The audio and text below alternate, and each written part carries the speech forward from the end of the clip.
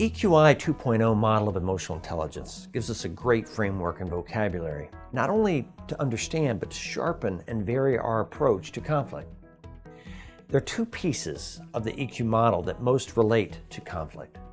The first is problem solving. This is one of the most misunderstood elements within the EQI model.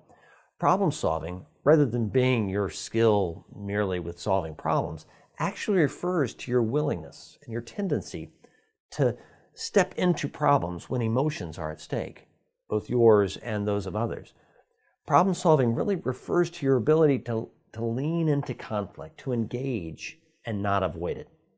As such, problem solving is the EQ element most directly connected to conflict and the best place to start in unpacking a person's or a group's approach and attitude toward conflict.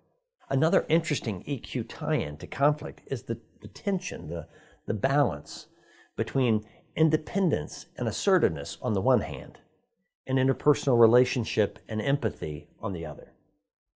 Now, independence drives me towards autonomy of thought and feeling, and assertiveness pushes me to give voice to my thoughts and ideas, even and especially those that lie in opposition to yours.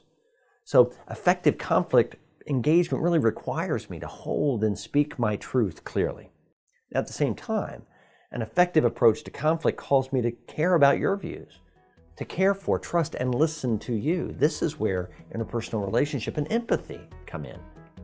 So effective conflict engagement, regardless of the specific conflict model you select, requires a combination of holding your own ground and entering the conflict honestly, while also listening, caring, and really even advocating for the other person or party's needs.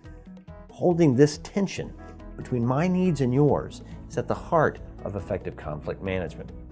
And the EQI gives us a great handle on it. The EQI is a wonderful conflict training tool.